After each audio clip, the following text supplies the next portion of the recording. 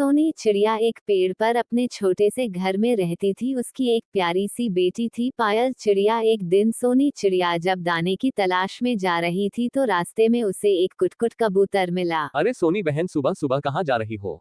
नमस्ते कुटकुट भाई। मैं दाने की तलाश में जा रही हूँ। मेरी बेटी पायल सुबह उठते ही खाना मांगती है। वो तो ठीक है बहन, लेकिन तुमने पायल की शादी के बारे में कुछ सोचा है? वह अब बड़ी हो गई है, उसकी शादी करनी चाहिए तुम्हें।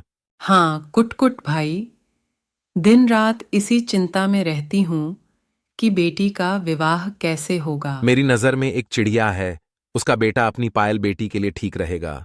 तुम कहो तो मैं बात करूं। वह तो ठीक है, लेकिन मैं दहेज कहाँ से लाऊंगी? आजकल बिना दहेज के शादी नहीं होती। बहन, तुम उसकी चिंता मत करो, मैं बात कर लूंगा। तुम बस शादी के लिए हाँ कर दो। ठीक है, जैसा आप ठीक समझो। कुछ दिन बाद सोनी चिड़िया अपनी बेटी पायल की शादी कर देती है। शादी के बाद पायल चिड़िया अपने ससुराल चली जाती है। वहाँ उसकी सास सपना चिड़िया बहुत तेज होती है। सुन बहू, तुझे पूरे घर की सफाई करनी होगी। उसके बाद मेरे लिए दाना लाना होगा। मैं तो कहीं जाती नहीं हूँ। और हाँ, इधर उधर मत घूमना, सीधा दाना लेकर मेरे पास आना। पायल रोज अपने लिए और अपनी सास के लिए दाना लाती, लेकिन उसकी सास हमेशा तने मारती रहती। सोनी चिड़िया को अपनी बेटी से मिले बहुत दिन हो गए थे। एक दिन वह अपनी बेटी से मिलने उसके ससुराल पहुंच जाती है। नमस्ते सपना बहन, कैसी हो? और पायल कहीं नजर नहीं आ रही। बाहर घूमने गई होगी। तुम्हारी बेटी किसी काम के लिए भेजे तो पूरा दिन लगा देती है। हमने तुम पर तरस खाकर बिना दहेज के शादी की, लेकिन बहू तो अच्छी मिलती। मेरे से उड़ा नहीं जाता। वह मेरे लिए दाना लेने गई है, अभी तक नहीं आई। पता नहीं क्या सिखाया है तुमने अपनी बेटी को। तभी वहां पायल आ जाती है। माँ को देखकर वह रोने लगती है। बेटी तू ठीक है ना? रो क्यों रही है? कुछ नहीं माँ, बस तुम्हारी याद आ रही थी। तू तो बहुत कमजोर हो गई है।